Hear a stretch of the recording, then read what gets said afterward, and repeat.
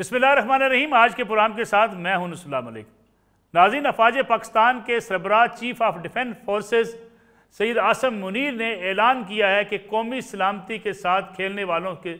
ساتھ اب سختی سے نمٹا جائے گا اور کسی کو بھی قومی استحکام کو نقصان پہنچانے کی اجازت نہیں دی جائے گی۔ انہوں نے علماء سے اپیل کی کہ وہ پوری قوم کو متحد رکھیں اور قوم میں وسعت پیدا کریں۔ قومی علماء مشاہخ کانفرنس سے خطاب کرتے ہوئے انہوں نے علماء پر اس بات پر بھی زور دیا کہ ہمیں تنگ نظری کا بھی مقابلہ کرنا ہے اور وہ قوتیں جو پاکستان کی قومی سلامتی کے خلاف کام کر رہی ہیں اس کا ہم نے مقابلہ کرنا ہے اور پاک فوج اس کے لیے ہمہ وقت تیار ہے۔ اس کے ساتھ ملک کی اگر سیاست کی بات کی جائے تو اب بھی بے چینی کی بات کی جاتی ہے۔ یہ کہا جاتا ہے کہ جنرل فیض حمید کو تو سزا ہو چکی، لیکن کچھ لوگ مزید بھی نرغے میں آئیں گے، کیونکہ حکومت میں بیٹھے ہوئے وفاقی وزراء بار بار یہ بات کہہ رہے ہیں کہ یہ گٹھ جوڑ عمران خان صاحب اور جنرل فیض حمید کا تھا۔ اب کیا عمران خان صاحب کے لیے مشکلات بڑھیں گی؟ یہ بھی آج کے پروگرام کا موضوع ہوگا، لیکن سب سے پہلے ہمارے ساتھ موجود ہیں حافظ طاہر محمود اشفی صاحب، چیئرمین پاکستان علماء کونسل ہیں، جو اس قومی علماء مشاہخ کانفرنس میں بھی شریک تھے، اور سب سے اہم بات کہ ملک کے تمام علماء نے فیلڈ مارشل سید عاصم منیر کے ساتھ جس طریقے سے اظہار یکجہتی کیا ہے اور اس عزم کا اظہار کیا ہے کہ پاک فوج نے جس طریقے سے ہندوستان کو شکست دی، اسی طریقے سے ملک کے اندرونی مسائل کو بھی نمٹنے کے لیے ان سے تمام علماء مشائخ آگے بڑھ کے اپنا کردار ادا کرنے کو تیار ہے۔ حافظ صاحب بہت شکریہ پروگرام میں وقت دینے کے لیے۔ حافظ صاحب، یہ ضرورت محسوس کی جاتی رہی ہمیشہ سے کہ ریاست کی فوج ایک ہی ہوتی ہے، لیکن بدقسمتی سے ہم نے دیکھا کئی بار لشکر بنے، کئی تنظیمیں بنی، کوئی اپنے اپنے طور پہ اعلان کرتا رہا۔ جہاد کا اعلان یا ریاست کا لشکر ایک ہی ہوتا ہے، کیا اس بات سے آپ اتفاق کرتے ہیں؟ بسم اللہ الرحمن الرحیم، نحمدہ ونصلی ونسلم علی رسولہ الکریم۔ بالکل ملک صاحب، اب تو میں سمجھتا ہوں کسی کو غلط فہمی کا شکار بھی نہیں ہونا چاہیے اور غلط فہمی میں بھی نہیں رہنا چاہیے کہ پاکستان کے اندر کوئی جہادی لشکر یا کوئی جہادی جماعت یا گروہ نہیں ہے۔ پاکستان کی ایک ہی جہادی فورس ہے اور وہ پاکستان کی فوج ہے جو ایمان، تقوی، جہاد فی سبیل اللہ پر یقین رکھتی ہے اور جس کے سپہ سالار فیلڈ مارشل حافظ سید عاصم منیر ہے۔ لہٰذا جب یہ پاکستانی قوم کی ایک ہی فوج ہے، ایک ہی جہادی فورس ہے اور اس کے سربراہ فیلڈ مارشل حافظ سید عاصم منیر ہے، تو ہم جہاد کی بیعت اپنے وطن کے دفاع کے لیے، اپنے وطن کی سلامتی کے لیے انہی کے ہاتھ پہ کریں گے نا۔ اور جن لوگوں کو تکلیف ہے کہ پاکستان کا دفاع، سلامتی اور استحکام مضبوط نہ ہو اور ان کو اس بیعت پر اعتراض ہے، تو وہ جا کے مرزا مسرور یا اس سے مودی سے کر لے تاکہ وہ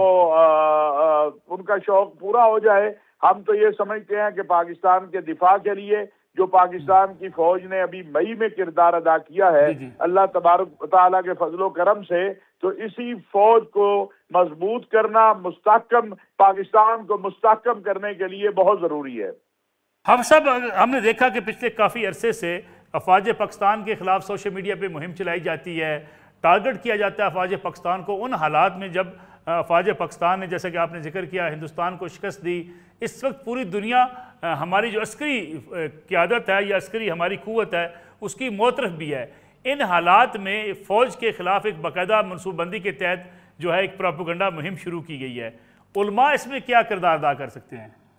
دیکھیں، پاکستان کے تمام مکاتب فکر کے علماء، میں نہیں سمجھتا کہ کوئی ایک بھی جو سنجیدہ اور مقتدر جو ہے علماء میں شخصیت ہے وہ پاک فوج کے ساتھ نہیں کھڑی ہے، وہ پاکستان کے دفاع کے ساتھ نہیں کھڑی ہے۔ وہ افغانستان کا معاملہ ہو، وہ فلسطین کا معاملہ ہو، وہ اندرونی معاملات ہوں، پاکستان کے تمام مکاتب فکر کے علماء اور مشائخ پاکستان کی سلامتی اور استحکام کے لیے، پاکستان کے نظریے کے تحفظ کے لیے، جو کہ اللہ کی توحید ہے، محمد الرسول اللہ صلی اللہ علیہ وسلم کی رسالت و ختم نبوت ہے، اصحاب رسول و اہل بیت کی عظمت ہے، پاکستان کا دفاع ہے، وہ اپنی فوج کے شانہ بشانہ کھڑے ہیں۔ آپ دیکھیں، افغانستان کے مسئلے پر لوگوں کا خیال تھا کہ ہو سکتا ہے کہ علماء کے طبقے میں کوئی تقسیم پیدا ہو، لیکن آپ مفتی تقی عثمانی صاحب کو دیکھ لیں، آپ پاکستان علماء کونسل کو دیکھ لیں، آپ مولانا فضل الرحمان کی گفتگو دیکھ لیں کہ دہشت گردی کے خلاف سب اپنی فوج کے ساتھ کھڑے ہیں اور انتہا پسندی اور دہشت گردی کے خاتمے سے ہی پاکستان ترقی کر سکتا ہے۔ اس کانفرنس کا جو بنیادی مقصد تھا اصل میں یہ جیسا کہ آپ نے کہا، یہ جو جھوٹ کی بنیاد پر ڈالر کمانے والا طبقہ ہے یوٹیوبروں کا اور سوشل میڈیا کے گروپوں کا، انہوں نے اس سے توجہ ہٹانے کے لیے یہ ایک پاکستان کی سمت جو ہے اس کو ایک جو مثبت قدم ہے اس کانفرنس کا سب سے بڑا جو میں سمجھتا ہوں ہدف ہے، وہ ہے کہ پاکستان کے اندر اعتدال پسند رویوں کو قرآن و سنت نے ہمیں امن دیا ہے، سلامتی دی ہے، اور اس کانفرنس کا عنوان بھی یہ ہے کہ ان الدین عند اللہ الاسلام، تو یعنی دین اسلام امن کا دین ہے۔ لہٰذا اس کانفرنس کے بنیادی مقاصد میں سے دو چیزیں تھیں، ایک پاکستان کی فوج کے ساتھ ہر طرح سے یکجہتی کا اظہار، دفاع کے لیے، سلامتی کے لیے، وہ ہندوستان کی جا رہی ہے تو یا افغانستان سے ہونے والی دہشت گردی ہو یا کہیں اور سے، اور دوسرا پاکستانی معاشرے کو اسلامی تعلیمات، قرآن و سنت کی تعلیمات کے مطابق اعتدال کی طرف لے کر جانا، اور یہ ایک میں سمجھتا ہوں مثبت سمت میں آغاز ہے جس کے انشاءاللہ بہت مثبت اثرات ہوں گے۔ حافظ صاحب، بعض علماء کی رائے یہ ہے کہ جو دفاعی لشکر ہوتا ہے، یعنی فوج ہوتی ہے کسی ملک کی، ملک کے دفاع کے جو ادارے ہوتے ہیں، ان کے اوپر تنقید یا ان کے اندر دراڑ پیدا کرنے کی کوشش جو ہے یہ شرعی نقطہ نظر سے بھی جو ہے وہ سخت غلط قرار دی گئی ہے۔ آپ کیا سمجھتے ہیں؟ دیکھیے، یہ تو آپ اگر اپنی فوج کو تقسیم کرنے کی کوشش کریں گے، جیسا کہ بعض عناصروں کی کوشش ہے اور ہمارے دشمنوں کی بھی یہی کوشش ہے، اور یہ جو باہر بیٹھ کے ڈالر کمانے والے یوٹیوبر ہیں یا ان کے اعلی کار ہیں، کچھ دانستہ کچھ نادانستہ، ان کی بھی یہ کوشش ہے کہ قوم اور فوج میں تقسیم پیدا کریں۔ 8 اسلامی ملک اس سے تباہ ہوئے ہیں، لیبیا دیکھ لیں، عراق دیکھ لیں، یمن، لبنان، افغانستان، جو شام دیکھ لیں، اب تو الحمدللہ اللہ نے شام میں بڑی بہاریں پیدا کر دی ہیں۔ تو یہ مسلمانوں کی فوج کو تقسیم کرنے کی سازش کرنا، میں سمجھتا ہوں اس سے بڑا جرم ہی کوئی نہیں ہے۔ اور ایک اور بات بھی میں ملک صاحب یہاں عرض کرنا چاہتا ہوں، علماء کا کام جو ہے وہ ہے، اگر اچھا کام ہوگا، قرآن کریم نے کہا وَتَعَاوَنُوا عَلَى الْبِرِّ وَالتَّقْوَىٰ، اچھا کام کریں گے ہم اسے اچھا کہیں گے۔ میں نے خود کہا اسی کانفرنس میں کہ جناب سپہ سالار، جناب وزیر اعظم، آپ اچھا کام کریں گے ہم آپ کی تائید کریں گے، معاون ہوں گے۔ جہاں دیکھیں گے آپ غلط کر رہے ہیں، ہم آگے آپ کو تنبیہ آپ کے دفتر میں کریں گے، سوشل میڈیا پہ نہیں جا کے کریں گے، کیونکہ کسی بھی صورت اپنی فوج کو، اپنے ملک کو کمزور کرنا، یہ میں نہیں سمجھتا کہ دانش مندی ہے، عقل مندی ہے، اور یہ شریعت کے اصولوں کے بھی خلاف ہے۔ آج کہا جا رہا ہے جی اگر کل عمران خان یا کسی اور نے کوئی اچھی بات کہی تھی تو ہم نے اسے اچھا کہا، اگر کوئی غلط بات کہی تو اسے غلط کہا۔ یعنی یہ ایسے یہ جو پراپوگنڈا مہم ہے پاکستان کے خلاف، پاک فوج کے خلاف، ان کو نہ عقل ہے، نہ ان کے دانش ہے، نہ علم ہے۔ یہ چاہتے ہیں کسی بھی طرح پاکستان کمزور ہو، پاکستان کی فوج کمزور ہو، لیکن اللہ تعالیٰ نے معرکہ حق میں جو کامیابی پاکستان کو دی ہے۔ اور ایک آخری جو بات میں عرض کروں، آپ کے پروگرام میں خبر آپ کو دیتا جاؤں کہ پاکستانی فوج کے سربراہ کی اور فوج کی پذیرائی شروع ہوئی جب ڈونلڈ ٹرمپ نے یہ بات کہی کہ میرے لیے اعزاز کی بات ہے کہ میں پاکستان کے سپہ سالار کو مل رہا ہوں۔ اور آپ دیکھیں گے اگلے 15-20 دن کے اندر یا 1 ماہ کے اندر کہ پاکستان اور ہم سب کا جو مرکز ہے،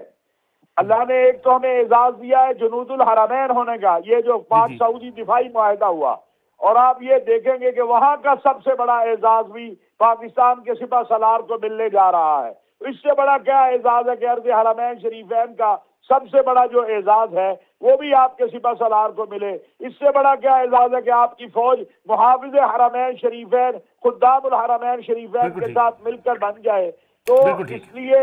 ہمیں اپنے ملک کے اندر اعتدال پسند رویوں کو آگے بڑھانا ہے، اور دفاع کے لیے ہم اپنی فوج کے ساتھ کھڑے ہیں۔ ہمیں کوئی فرق نہیں پڑتا ہے کون کیا کہتا ہے، ہم سمجھتے ہیں جو قرآن و سنت کی تعلیمات ہیں ہم سب کو اس پہ عمل کرنا ہے۔ بہت شکریہ حافظ طاہر محمود اشرف صاحب ہمارے ساتھ موجود تھے۔ پروگرام ایک بریک کا وقت ہوا ہے، بریک سے واپس آئیں گے تو بات کریں گے کہ جو حکومتی وزراء کہہ رہے ہیں کہ عمران خان صاحب اور فیاض حمید صاحب کا گٹھ جوڑ تھا، آنے والے دنوں میں کیا کچھ نیا ہونے جا رہا ہے، اس پہ بات کریں گے ایک بریک کے بعد۔ پورا میں ایک بار پھر خوش آمدید۔ فیصل چوہدری صاحب یہ بتائیے گا کہ اس وقت سیاسی کمیٹی تو بن گئی، اثر نو اس کو تشکیل بھی دے دیا گیا، دو تین چیزیں ہیں۔ ایک تو اس نوٹیفیکیشن کے مطابق جو ہے علی امین گنڈا پور صاحب، مراد سعید صاحب، شہباز گل صاحب، علی محمد خان صاحب اور عارف علوی صاحب کمیٹی سے باہر نکال دیے گئے، جبکہ دو دیگر پارٹیوں کے رہنما جس میں محمود خان اچکزئی صاحب اور جناب جو ہے وہ علامہ راجہ ناصر عباس صاحب بھی ہیں، یہ شامل کر لیے گئے۔ تو کیا لگتا ہے پی ٹی آئی کے اندر جو سیاسی کمیٹی میں اتنی بڑی تبدیلی کہ اپنے رہنماؤں کو نکال دینا، دیگر لوگوں کو ڈال دینا، اس سے کیا فرق کیا پڑے گا؟ سیاسی کمیٹی کوئی پیش رفت کر پائے گی؟ مل صاحب اس میں اور بھی کافی سارے لوگ نہیں ہیں، علی ظفر صاحب نہیں ہیں، مشال یوسف زئی نہیں ہیں، اس میں شاہ فرمان صاحب نہیں ہیں، عاطف خان، شہرام ترکئی، ایک عاطف خان صاحب ہیوسٹن سے جو اوورسیز کے تھے ان کو جو ہے نہیں کیا، اپنا جو ہمارے دوست ہیں زلفی بخاری صاحب ان کو بھی نہیں ہے۔ تو یہ جو بیسکلی یہ جو کمیٹی جو بنی ہے یہ تو ظاہر ہے ایک آپ سمجھیں کہ یہ ایک مخصوص دھڑے کی کمیٹی ہے، تو یہ تو ان کا ہی کیا گیا ہے، اور اس میں تو شاید علی حمزہ کو بھی نہ ڈالا جاتا، لیکن وہ پھر مجبوری تھی۔ بلوچستان سے سالار کاکڑ کو نکالا گیا ہے، حالانکہ وہ ہمارے بڑے درینہ کارکنان میں سے ایک ہیں۔ تو اینی ویز دیکھیے پولیٹیکل کمیٹی جو ہے اس میں علامہ ناصر عباس صاحب اور محمود خان صاحب تو ظاہر ہے کیونکہ وہ اپوزیشن میں نومینیٹڈ کینڈیڈیٹس ہیں تو اس لیے ان کو ڈالا گیا ہے۔ لیکن جو اصل دیکھنے والی بات ہے نا کہ یہ پولیٹیکل کمیٹی کیا ڈیسیژن لے گی۔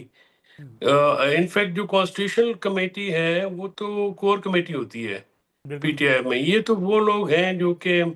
آپ سمجھے کہ کور کمیٹی کے اوپر ایک کمیٹی ہے، اور کور کمیٹی بھی وہ گلستان سنیما ہے، وہ اس میں کوئی آئی تھنک 80 کے قریب لوگ ہیں، اور بہت سارے تو ایسے ہیں جن کو ظاہر ہم تو جانتے بھی نہیں ہیں، تو میجورٹی ان کی کوئی ایسی ہے۔ تو یہ کیا فیصلے لیتے ہیں، وہ فیصلوں کی جو ہے کتنی دورس نتائج ہوتے ہیں، کیا یہ پولیٹیکل کمیٹی کو پولیٹیکل فیصلہ لے بھی سکے گی، کیونکہ پولیٹیکل کمیٹی جو پچھلی بھی تھی پولیٹیکل فیصلے تو وہ بھی نہیں لے سکی، اور پولیٹیکل حکمت عملی بھی نہیں ہے۔ اس وقت جو سب سے زیادہ پرابلم ہے پی ٹی آئی کو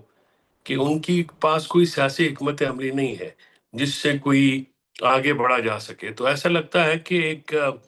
جیسے مد و جزر میں سمندر کے بیچ میں ایک کشتی ہے جس کا کوئی ڈائریکشن نہیں ہے، کبھی وہ ادھر ہو جاتی ہے کبھی ادھر ہو جاتی ہے،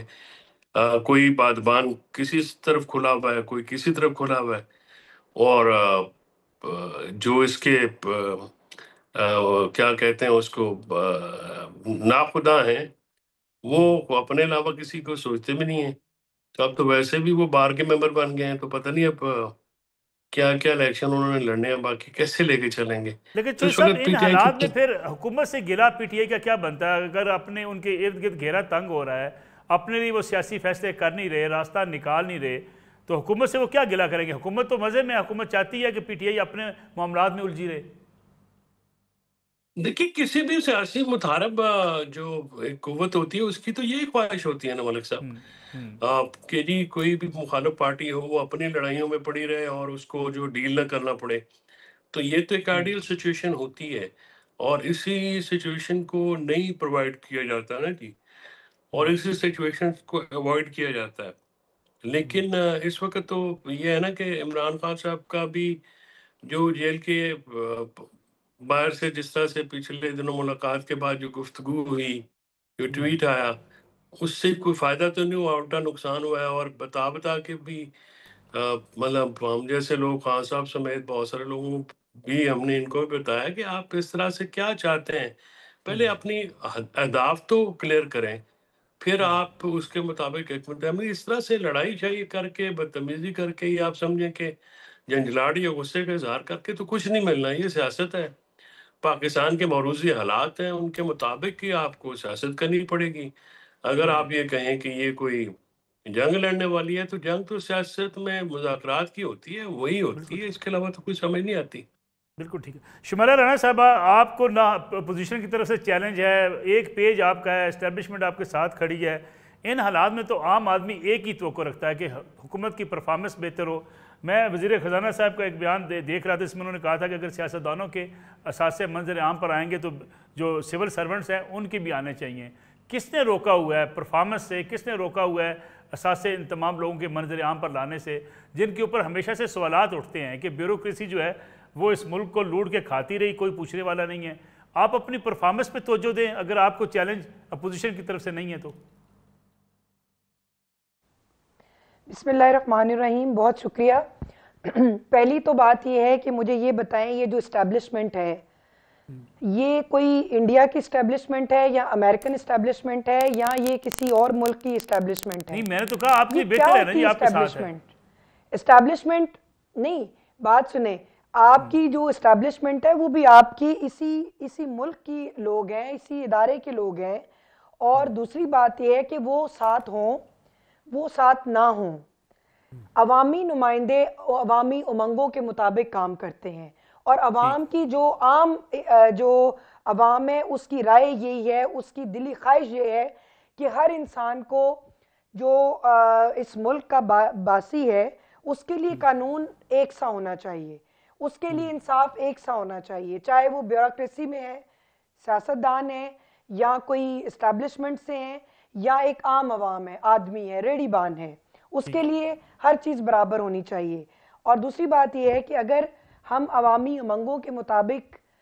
ہم اپنے آپ کو بھی احتساب کے لیے پیش کرتے ہیں، ہمارے گوشوارے، ہماری ہر چیز جو ہے وہ عوام کے سامنے ہوتی ہے، ہم تو ہوتی پبلک پراپرٹی ہیں، پہلی بات۔ دوسری بات یہ ہے کہ آپ نے دیکھا کہ ڈیول نیشنل جو ہے وہ ممبر نیشنل اسمبلی نہیں بن سکتا، لیکن میں نے بہت سی بیوروکریسی کے اندر بہت سی ججز کو اس میں دیکھا ہے کہ ان کی ڈیول نیشنلٹی ہے۔ لیکن وہی آپ سے عرض کر رہا ہوں شمالہ صاحبہ، آپ سے عرض کر رہا ہوں، حکومت آپ کی ہے، یہ آپ نے گلے شکوے نہیں کرنے، آپ نے ایکشن لینا ہے۔ جی نہیں، میں نے آپ کو ایک سسٹم بتایا ہے کہ ہم اپنے آپ کو، ہم نے احتساب کے لیے ہمیشہ جو ہے آپ اگلی صف میں پائیں گے۔ میں سیاستدانوں کی بات کر رہی ہوں، وہ میں اپنی بات نہیں کر رہی، میں آن دی ہول بات کر رہی ہوں سبجیکٹ پہ کہ ہم سیاستدان جو ہوتے ہیں وہ ہر وقت احتساب کے لیے تیار رہتے ہیں، اور ہمارا کڑا احتساب بھی ہوتا ہے۔ وہ بھی قرض چکائے ہیں اور چکانے ہوتے ہیں جو واجب بھی نہیں تھے۔ اچھا جی، آپ کے پوائنٹ کی طرف آتے ہیں، ہمیں کسی نے نہیں روکا۔ دیکھیں، شفافیت کا یہی معیار ہے کہ تمام چیزیں جو ہیں اگر اثاثہ جات ہیں ہمارے سامنے تو ان کے بھی سامنے ہونے چاہیے۔ اور فائنانس منسٹر نے اگر یہ بات کی ہے تو ان کو کس نے روکا ہے؟ ہی از اے فائنانس منسٹر، تو وہ میرا خیال ہے کہ اگر انہوں نے بات کی ہے، پالیسی سٹیٹمنٹ دی ہے، تو انشاءاللہ یہ بہت جلدی اس کے اوپر عمل درآمد بھی ہوگا۔ اور عمران خان صاحب کے حوالے سے جو ان کی ملاقاتوں پر پابندی سے ایک عجیب کیوس کریٹ ہوا ہے، اس سے نکلے گی حکومت؟ دیکھیں، جب وہ ریاست کو للکارنا چھوڑیں گے، اپنی اس چیز کو ایڈمٹ کریں گے کہ ریاست مخالف ایکٹیویٹیز جو ان کی منظر عام پہ آئی ہیں، اور D G I S P R کی پریس کانفرنس کے بعد تو کوئی بات جو ہے وہ ڈھکی چھپی رہی ہی نہیں۔ ان کے جو میڈیا اکاؤنٹس ہیں وہ بھارت سے آپریٹ ہوتے ہیں، افغانستان سے آپریٹ ہوتے ہیں، ان کے جو باٹ سسٹم ہے وہ دوسرے ممالک میں لگے ہوئے ہیں، اسرائیل سے ان کو فنڈنگ آتی ہے۔ تو میں یہ سمجھتی ہوں کہ پہلے یہ اپنے آپ کو آئین کے آرٹیکل 5 کے مطابق، ہمارے بھائی فیصل بیٹھے ہوئے ہیں، بڑے قابل وکیل ہیں، ہم تو ان کے شاگردوں کی طرح ہیں، سیکھتے ہیں ان سے، تو پہلے آئین کے آرٹیکل کے اوپر تو پورا اتریں کہ ریاست کے خلاف نہیں ہے، ریاست کے خلاف دشمن ہوتا ہے۔ انہوں نے اپنے ایک ٹویٹ سے جو اپنی ذہنیت ان کی جو تھی، مائنڈ سیٹ تھا، مینٹیلٹی تھی، وہ ظاہر کر دی کہ ایک ایسے ادارے کے چیف کے اوپر انہوں نے یہ بات کی، اور ایسے ادارے کو کہا کہ جی نیشنل سیکیورٹی کانفرنس میں جو بندے گئے ہیں وہ غدار ہیں۔ تو بات سنیں، اگر ہم اپنی فوج کے ساتھ کھڑے ہیں کہ فوج مار کا حق کرتی ہے، فوج بنیان المرصوص میں کامیابی حاصل کرتی ہے، فوج جو ہے وہ آپ کا عالمی دنیا میں قد جو ہے وہ بڑھاتی ہے، تو کیا آپ کھڑے نہیں ہوں گے؟ ہم کھڑے نہیں ہوں گے جب ادارے اپنی اپنی حدوں میں جو جس کا فرض ہے، میں قانون ساز اسمبلی کی رکن ہوں، میرا کام ہے قانون سازی کرنا، آئین کو ری رائٹ کرنے کا اختیار صرف اور صرف اسمبلی کو حاصل ہے لیکن اگر میں یہاں پہ بیٹھ کر کسی جج کی جگہ کسی کو 302 میں جو ہے وہ سزا دے دوں، کیپٹل پنشمنٹ دے دوں، کوئی میرا کہنا مانے گا؟ میرا آرڈر امپلیمنٹیشن ہوگا؟ نہیں ہوگا۔ اسی طرح فوج نے جب مارکہ حق کیا، انہوں نے آپ کو جو اپنے سے 4 گنا طاقت میں بڑے دشمن کو زیر کیا، تو کیا آج آپ اپنی فوج کے خلاف کھڑے ہوں گے؟ آپ کو مارکہ حق جو ہے آپ کا منہ دھو کے رکھ دیا اس فوج نے، آپ کو سفارتی سطح کے اوپر، بین الاقوامی سطح کے اوپر آپ کو جو پذیرائی ملی، آپ کو جو آج آپ کے ساتھ دوسرے ممالک دفاعی اسٹریٹجک معاہدے کرنا چاہتے ہیں اور کیے بھی ہیں الحمدللہ، تو آپ ایسی فوج کے خلاف بات کر رہے ہیں۔ ٹھیک ہے، میں آتا ہوں واپس آپ کی طرف خرم روکڑی صاحب، یہ جو میں آتا ہوں، اب آپ کی جو آپ کی ملاقات ہے وہ پہلے بھی ہوئی ہیں، اب بھی ہو جائیں گی، کوئی دودھ اور شہد کی نہریں نہیں نکلی، میں واپس آتا ہوں آپ کی طرف،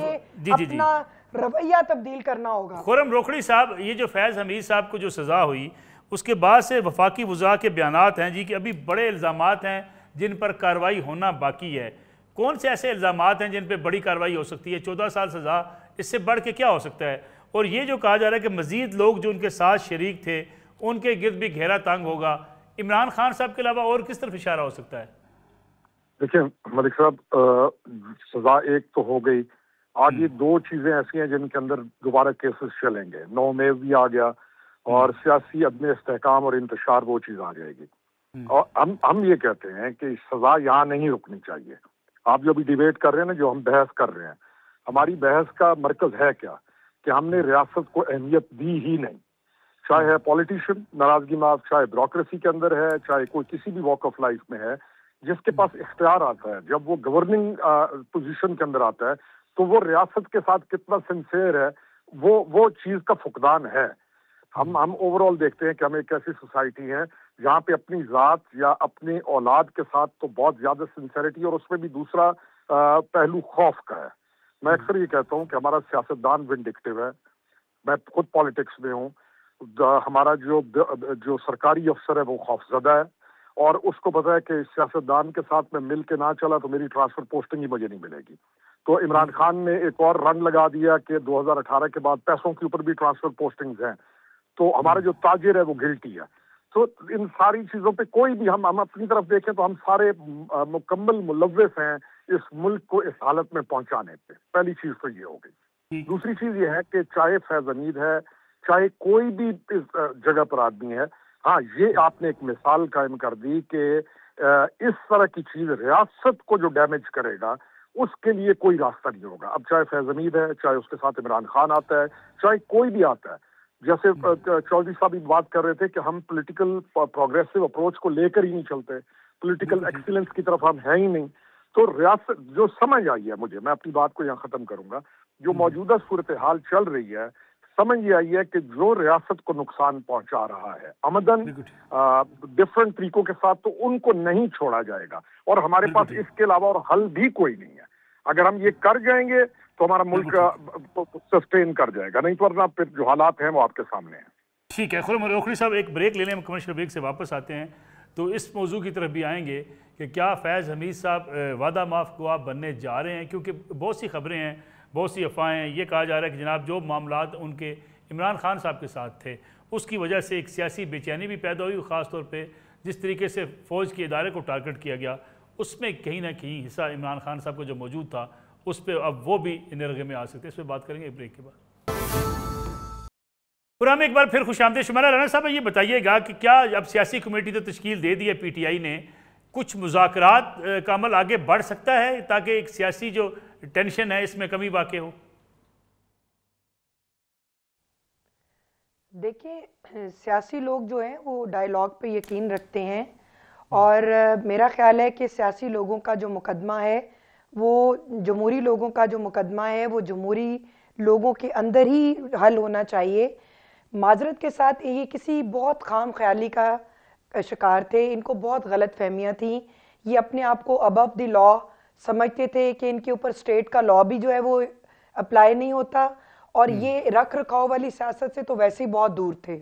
اور ان کو معذرت کے ساتھ جو بندہ جوائن کرتا ہے اچھا خاصا ہوتا ہے، لیکن جس وقت ان کو جوائن کر لیتا ہے وہ ریاست کو للکارنا شروع کر دیتا ہے، وہ پارلیمان کو جو ہے وہ دھمکانا شروع کر دیتا ہے کہ ہم چلنے نہیں دیں گے،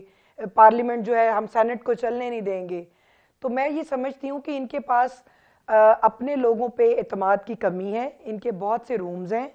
اور لیک آف جو ہے ان کو ٹرسٹ ہے،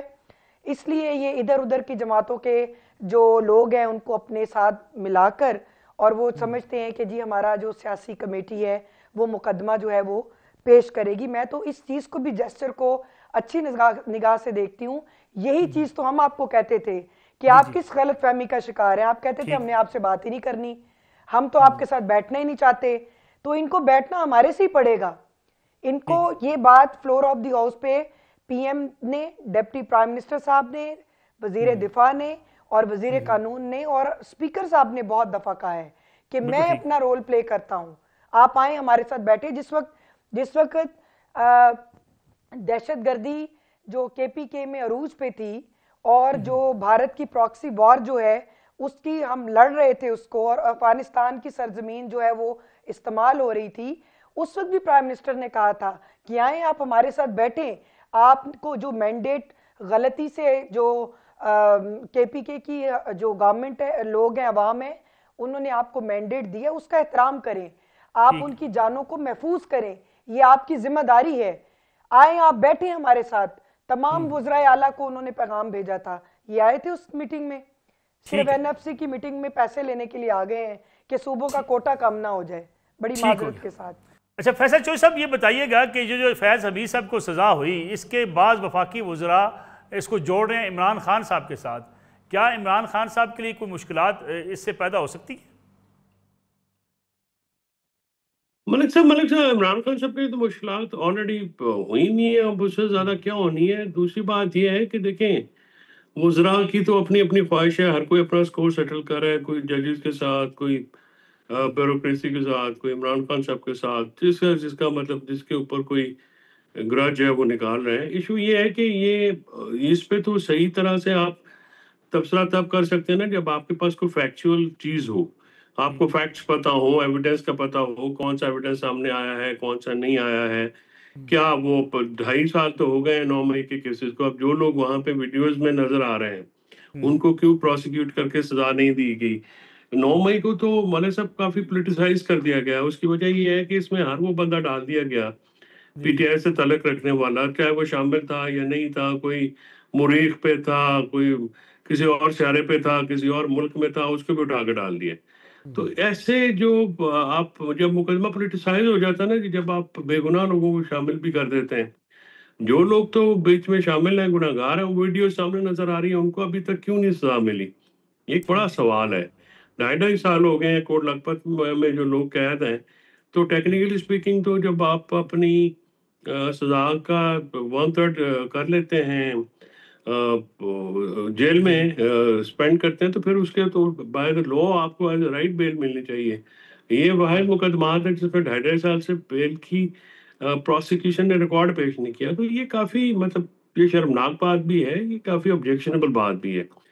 دوسری بات یہ ہے کہ اصل میں جو وفاقی وزراء ہیں یا حکومت ہے ان کے لیے تو یہ جو ابھی فیض حمید صاحب کا جو فیصلہ آیا ہے، جو ظاہر انٹرنل میٹر ہے ادارے کا، انہوں نے اپنے افسر کو کوئی سزا دی، افسر، اور اس کا جو ایشو ہے کوئی 15 مہینے کی ٹرائل کے بعد. یہ تو آپ سمجھے نا کہ ڈائیورژن ٹیکٹس ہے، یعنی یہ تو جو ہٹانے کے لیے کا ایک ٹیکٹس ہے. حکومت ہر محاذ پہ ہے فیل، نہ تو یہ سیاسی طور پہ کامیاب ہے، نہ یہ آئینی اور قانونی طور پہ کامیاب ہے، نہ یہ معاشی طور پہ ڈیلیور کر سکیں. اس وقت ایپٹما میں یہ جو فگرز ہیں آپ وہ اٹھا لیں، آپ حیران رہ جائیں گے. فورن ڈائریکٹ انویسٹمنٹ آئی کوئی نہیں ہے. آپ جو کہہ رہے ہیں جی کہ معاہدہ ہوا ہے مڈل ایسٹ کے ساتھ، اس کی پاکستانیوں کو کیا اس کا بینیفٹ ہوگا، ہمارے اداروں کو کیا بینیفٹ ہوگا، وہ بھی کوئی پتہ نہیں ہے. ابھی تک آپ کا کوئی ایسا بین الاقوامی معاہدہ میچور نہیں ہوا جس کا بینیفٹ عام آدمی تک ایکسٹینڈ ہو. افغانستان کی سچویشن کی وجہ سے بارڈر ٹرانزٹ جو ہے ہماری ٹریڈ بند ہے. وہ اس کی سفر جلیدہ ہے، اس کی ٹیکسٹائل مل بھی ہماری سفر ہو رہی ہے، ہماری جو پیرشیبل نان پیرشیبل جو ایڈیبل آئٹمز ہیں وہ بھی سفر ہو رہے ہیں، ہر چیز جو ہے وہ ایک سٹینڈ سٹل پہ ہے۔ حکومت جیسے آپ نے پہلے کہا تھا آغاز میں کہ جتنی آپ کو سپورٹ حاصل ہے اس حکومت کو اسٹیبلشمنٹ کی، جتنا مطلب ہر طرح سے ڈیلیور تو نہیں کر سکے، سو مچ ہو کہ even D G I S P R کو پریس کانفرنس بھی خود کرنی پڑی، یعنی یہ امپیکٹ نہیں کریٹ کر سکے، تو ان کو خود آگے بات کرنی پڑی۔ یہ اکیلے دوڑنے کو میدان میں ہیں اور تب بھی جیت نہیں پا رہے، آپ یہ کہہ رہے ہیں؟ ہاں، اور جو ان کی صلاحیتیں ہیں، جو ان کی جو کوالٹیز ہیں، اس میں یہ اکیلے بھی سب سے پیچھے آئیں گے۔ ان کی ماشاءاللہ آپ دیکھیں نا کہ کوئی ملک صاحب انڈیپینڈنٹ، آپ آئی ایم ایف کی رپورٹ، ڈائگنوسٹک رپورٹ اٹھا لیں، یہ ٹرانسپیرنسی پاکستان کی جو پرزمپٹیو رپورٹ آئی، یہ پڑھے بغیر یہ ڈینگے مارے تھے، ان کو پڑھے تو صحیح، اس میں کیا لکھا ہوا ہے، آپ کی کسی جگہ پہ کوئی کارکردگی نہیں ہے، اور جس کی وجہ سے لوگ جو ہیں وہ ان کو قبول نہیں کرتے،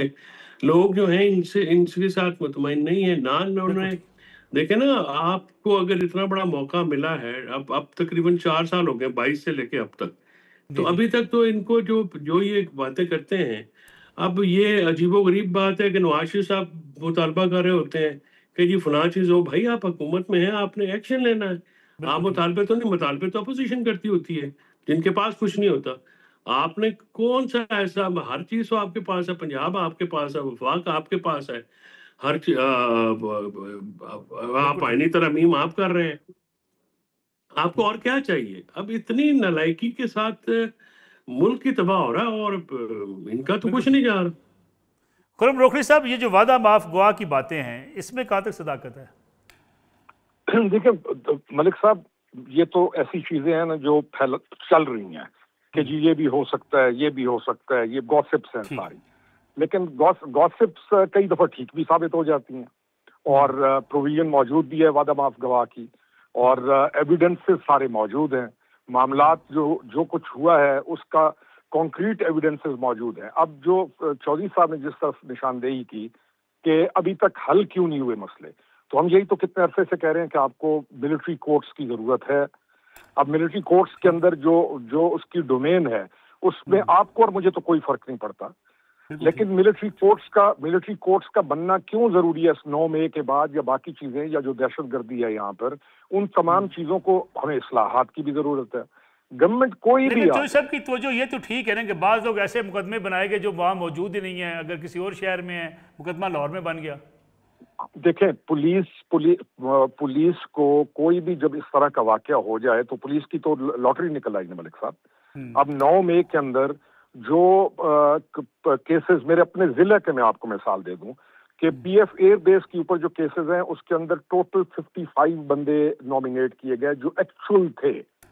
لیکن ایک ہمارا کمر مشانی تھانہ ہے، کیونکہ وہ پرچے دینے تھے پولیس نے، تو پولیس نے وہاں پہ 350 بندہ بھی ڈال دیا۔ پولیٹیکل وکٹمائزیشن بھی کرتا ہے ایک فریق جو دوسرے کے ساتھ جو زور میں ہوتا ہے، تو پولیس کی بھی بہت بڑی لاٹری نکلتی ہے ایسے حالات کے اندر۔ تو یہ تمام جھول جو ہمارے سسٹم میں موجود ہیں، کوئی بھی گورنمنٹ آ جائے، جب تک ہم اصلاحات نہیں کرتے، جب تک ہم اپنے سسٹم کو اپ گریڈ نہیں کرتے، جب ہم اپنی چیزوں کو درست نہیں کرتے، اور یہ جو ترامیم ہم لا رہے ہیں، ترامیم جب آپ لائیں گے، اب آپ کے پاس پنجاب کی میں کئی دفعہ ابھی بھی مثال دیتا ہوں کہ پنجاب کی گورننس باقی صوبوں سے کیوں بہتر ہے، کیونکہ وہاں پر آپ گورننس کر رہے ہیں نا۔ آپ نے ریاستی پالیسی کو امپلیمنٹ کرتے وقت سوچا کہ ہم نے ریاست کی پالیسی امپلیمنٹ کرنی ہے۔ میں ایک مثال کے ساتھ بات ختم کرتا ہوں۔ ملک صاحب، ہمارے پاس یہ جو نیشنل گیس کے جو ریزروائرز ہیں، یہ ختم کیوں ہوئے؟ کیونکہ ہم ووٹ کے لیے کنیکشن دیتے رہے، ووٹ لینا ہے کنیکشن دے دو، اچھا وہ کوئی پتہ نہیں کون سا جو ایل این جی پتہ نہیں سی این جی پمپ آ گئے، اس کے لیے ہم نے اپنے ملک کو نقصان پہنچا دیا۔ تو یہ ان ذاتیات سے تو نکلنا پڑے گا نا،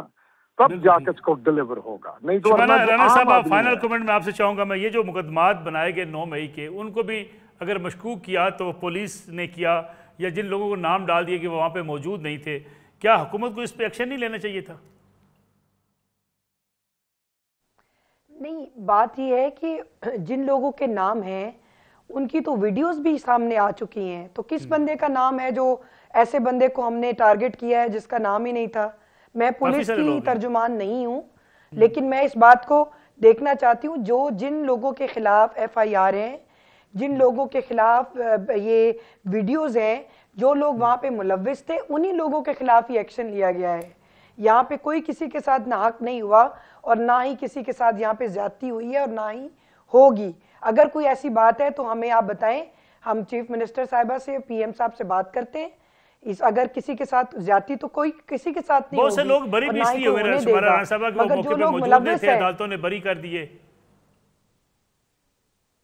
جو لوگ موجود نہیں تھے وہ ان میں سے کئی لوگ بری بھی ہوئے ہیں نا، بہت سے لوگ بری ہوئے ہیں، اور کچھ کے مقدمات جو ہیں ابھی دہشت گردی عدالت میں لگے بھی ہوئے ہیں. تو عدالتیں جو ہے وہ تو انصاف کرتی ہیں، وہ دیکھتی ہیں. عدالتوں کے اوپر تو کوئی وہ جو ہے پریشر نہیں ہے کہ آپ فلاں کو چھوڑ دیں اور فلاں کو نہ چھوڑیں. شمالہ صاحبہ سوری مجھے آپ کو انٹرپٹ کرنا، چونکہ پروگرام کا وقت ختم ہو گیا. شمالہ رانا صاحبہ، فیصل چوئی صاحب، خرم مجید روکڑی صاحب، تینوں مہمانوں کا بہت شکریہ. ناظرین آج کا پروگرام تھا، انشاءاللہ کل آپ کی خدمت میں دوبارہ حاضر ہوں گے. اجازت دیجیے، اللہ حافظ.